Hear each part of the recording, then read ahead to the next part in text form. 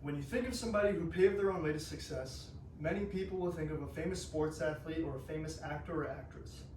But if you asked me the same question, I would tell you my pick is Ruth Gates. Dr. Gates has changed the way that we perceive coral reefs as well as the oceans in general. Being born in 1962 and chasing a dream of not only being a woman in STEM, but a leader in STEM nonetheless, she would research for years and years before gaining any attention from the scientific world. But she would eventually go on to be the lead director of the Hawaii Institute of Marine Biology, as well as the first woman to be president of the International Society of Reef Studies. Dr. Gates is truly the savior of the seas, and here's why. Dr. Gates led a large group of different organizations and scientists who were all trying to create what are known as supercorals.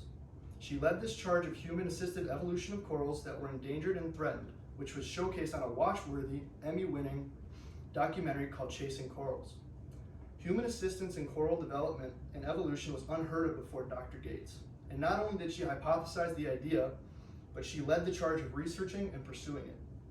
Women are already underrepresented in STEM, but they are especially underrepresented in marine biology. If you thought of a famous marine biologist 10 years ago, 90% of the people would say Jacques Cousteau. But if you would ask this question today, you would definitely hear some people throwing out Dr. Gates' name.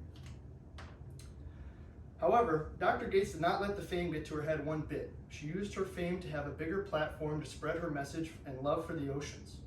Her ability to be seen in front of millions and then just act the same as she would off camera absolutely dumbfounds me. In every video clip that she is in, she's always smiling and joyful. Her kindness and ability to shrug off the fame is what has drawn myself and many others to her cause. Even after her death in 2018, she is still supporting students who are involved in marine biology via the Ruth Gates Fellowship Fund, which gives $5,000 to countless marine biology graduate students every single year. These $5,000 help students who are either living off a stipend from graduate school or who are being paid very little for their research. Dr. Gates has paved the way for up-and-coming scientists, marine biology or otherwise, for years and years to come. She overcame adversity and still prevailed. This is a testament to her character and her personality. Before she passed away in 2018, she showed the world that you can keep your humanity even after fame and after being renowned as a genius. As I previously said, Dr. Gates is and always will be my pick for the person who has impacted me the most in the scientific realm, as well as the person who paved their own way to success. She will live on forever in infamy as not only one of the greatest marine biologists, but scientists in general of all time who changed the world.